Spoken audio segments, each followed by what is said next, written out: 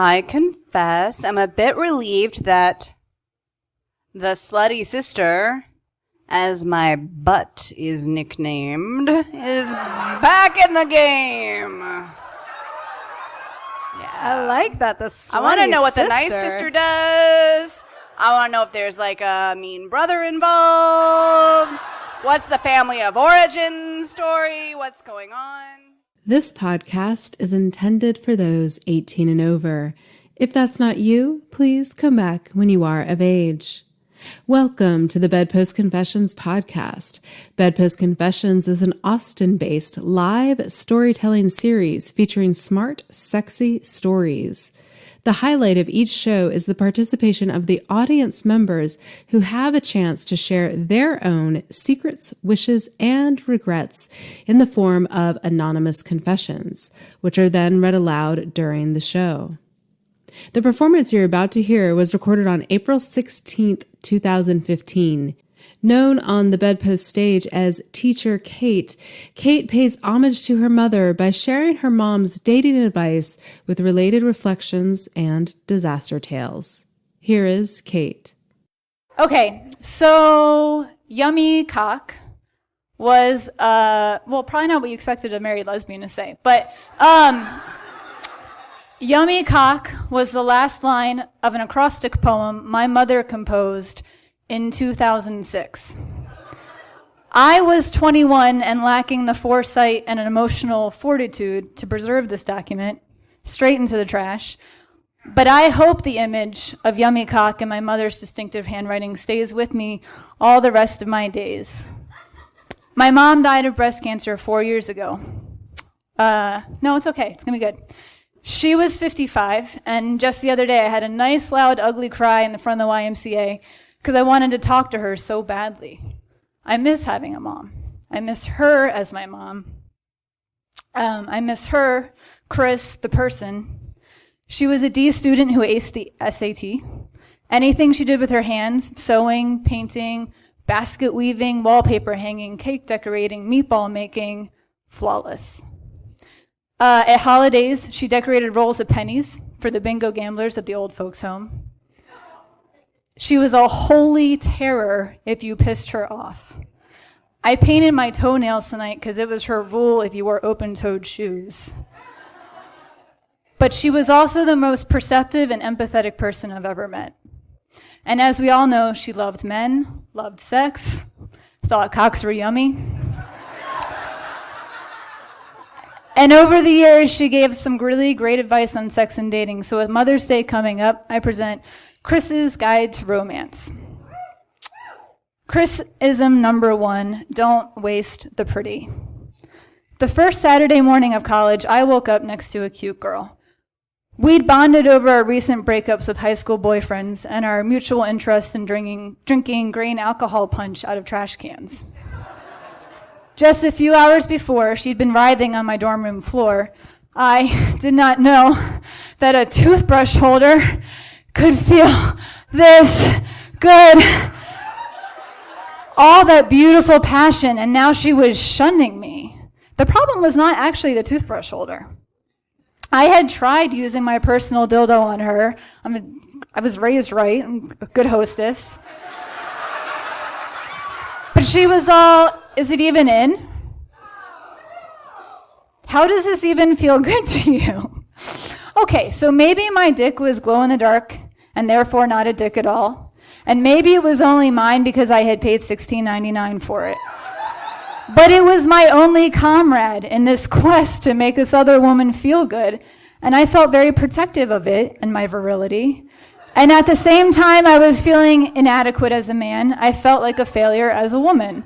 Apparently, womanly women, the alpha females, have alpha pussies that want alpha dick, and buying a beta dick meant I had a beta pussy, and I had spent all this time as a teenager worrying about the smell and the taste and the symmetry of my pussy, but now capacity was on the rubric too. Straight people, how do you even live under the crushing weight of heteronormativity?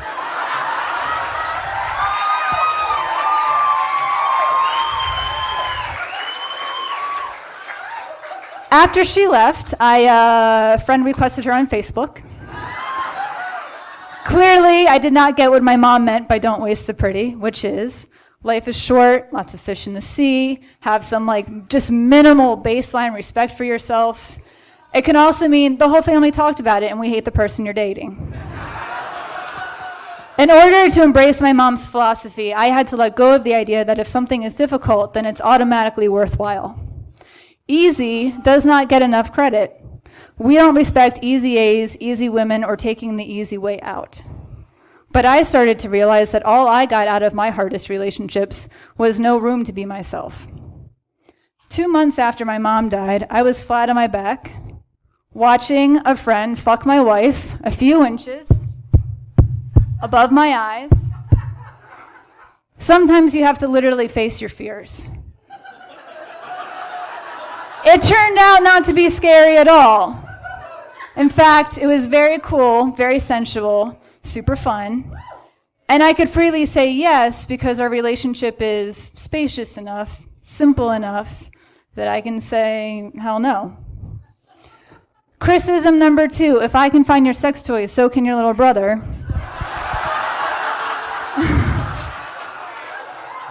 Corollary, if you hide a pornographic novel behind a thicket of badminton rackets in an unused cupboard in your grandmother's house, then your dad will go looking for badminton rackets. The central thesis of Henry Miller's Opus Pastorum is thumbs up to peeing in women's butts. Yeah. In this book, penises go everywhere that penises can go. There is also a date rape, a date gang rape, a corrective rape of a butch lesbian. After parents have sex with their teenage children, it is a balm for the heart when the teenagers have sex with adults of no relation. It took very few paragraphs to comprehend the terrible mistake I had made in reassuring the bookstore clerk that my English teacher had recommended it. Yeah, it's a really good progressive school, I said, because fucking 17-year-olds are terrible. Thanksgiving Day, 5 years later, my father spent half of Macy's parade, all of the dog show, and the first quarter of a football game peering through his bifocals at the bluest book in the English language. I sat on the couch across the room with my little brother, astrally projecting myself into a happier realm, one without bohemian authors, fathers, or butts. I think of this day, this idyllic family holiday, when my students' parents tell me to trust their children. As a teenager, I enjoyed tap dancing and classic literature. I tutored classmates in math, I edited the school newspaper, and I got a National Merit Scholarship. And one night in 11th grade, I did 3 shots of Bacardi O, threw up, and lost my virginity in a friend's basement. We threw the bloody condom behind his mother's washing machine. I smoked crack weed once by accident, and then again on purpose. And for 5 years, I hid a book about peeing in butts in my grandmother's house. I love my students. I don't trust them at all. Criticism number 3, when you visit family, do it on the floor so we can't hear the bed springs. 2006 began inauspiciously. My college boyfriend convinced me that if I loved him, I'd give up my vibrator, including the crack weed, dumbest thing I have ever agreed to. Then I knocked out my front teeth. Then I developed a drug-resistant yeast infection, which lasted 3 years, along with an allergy to Monistat. That was a fun discovery. My mom wrote an acrostic poem, D-A-D-D-Y, Daddy, Y for yummy cock. And just as I reached the worst stage of growing out a buzz cut, my house was overtaken by fleas. I'd been up hunting fleas for 3 days when boyfriend dumped me for a girl unvisited by plagues, which, fair enough. Maybe we should take a break, he said. In other words, I'm going to fuck other people and tell you about it. The first thing I did was have violent diarrhea and cry hysterically on the floor among my flea friends. Obviously. Then I matured and proceeded to brown liquor and incessant masturbation. I spent the summer at my grandma's. Poor grandmother. Every night I flopped down on a mattress on the floor in the only position I could come. Head down, ass up, right wrist going numb from twisting into the perfect angle. And by July, my clit was like so dead that I took a full hour to come. My whole arm would lose feeling. I got bored of my own fantasies, obviously. And eventually I noticed that feeling kind of grossed out and uncomfortable could help like edge me over. So I started thinking about stuff that grossed me out. Bet you can't guess what I thought about. It was peeing in butts. The whole summer was an exercise in self-flagellation. You have to hate yourself a lot to masturbate for a full hour when you're not even horny and it's physically painful. Chris had her own travails. It was 2 years before the cancer diagnosis, but she was pretty heavily into blackout alcoholism, all at my grandmother's house. And then there was a night that started out totally normal. I'm drunk and in position to have a miserable time getting myself off. I can hear my mother coming up the stairs. And at the top of she opens the door, not to her room, but to mine. My naked behind is right there in front of the door. And there's this moment pregnant with total oblivion. Neither of us notices a damn thing. There's no flash of mortification. Neither of us goes, you know what? I really need to fix my fucking life. No, she walks over me like I am a pile of old newspapers in a hoarder's house. Just high steps right over my bare ass. I didn't even realize she was in the room until I heard the toilet flush a few feet away. Nothing changed after that. Clearly, criticism number 4 had not sunk in yet. Think highly of yourself. Criticism number 5, do whatever the fuck you want. So the 2 weeks Chris was in the hospital before she lost consciousness, I was desperate to say the right things, to find the magic sentences that would fix things between us, make it okay that she was dying. Searching for words was like, you haven't eaten for hours, and you're rummaging around in your purse. You're like, please, a bag of airline peanuts. But all you have is 2 Tic Tacs stuck to a dirty penny.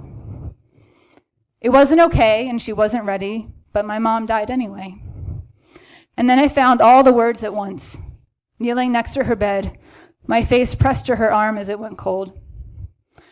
The closest I came to saying goodbye was asking, because I never had, if she minded that I was with a woman, because I thought Catherine was probably going to be the person for me. And Chris said the perfect thing. She said, the real thing, honey, is do whatever the fuck you want.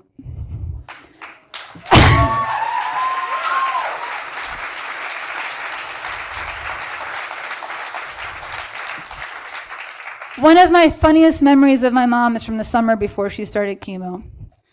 We were at a party in a basement bar. The first thing you notice about the decor is the lingering smell of feces. The ceiling is low and covered in trellis, so you can hang from it while you're dancing.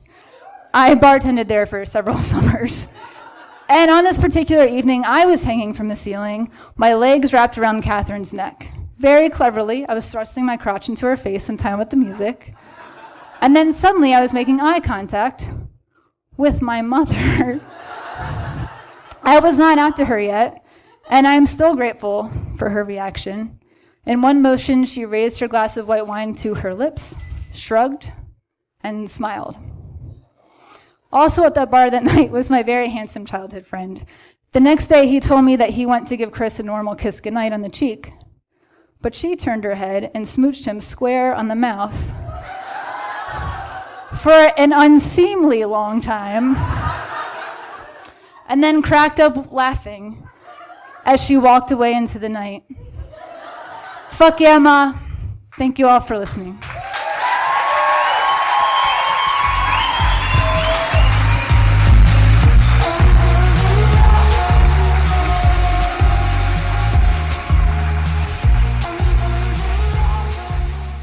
Teacher Kate started reading at BedPost in its first year and still has a great time every time. She teaches high school math and tap dances for fun. She and her wife have the same first name. BedPost Confessions is produced by myself, Mia Martina of MiaOnTop.com, Julie Gillis of JulieGillis.com, Sadie Smythe of SadieSmythe.com, and managed by Sarah Henry of O. Henry Events. Podcast audio production by Ian Danskin of Innuendo Studios. You can find links to all of our websites and more information about Bedpost Confessions at bedpostconfessions.com. Find Bedpost Confessions most active on Facebook and less so on Twitter. Until next time, we'll leave you with a few other confessions from the audience. I confess. Oh, I should say, I need to do these two together. Okay, go for it. All right. I confess, I once drove my best friend to a booty call and had her wait 8 hours in the car for her. Next time, she needs to take a taxi.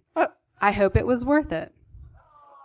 Wow. Now, hang on. Okay. I confess, I had my best friend drive me to a booty call and wait 8 hours at a coffee shop until I was done, and then she drove me home. She still hates coffee to this day. Yeah. Wow. I confess. Last week, my girlfriend was so loud during sex that her daughter woke up and asked if she was okay.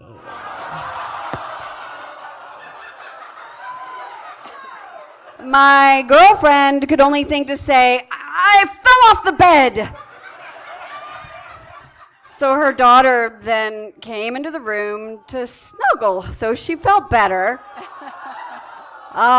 Parenthood. Exactly.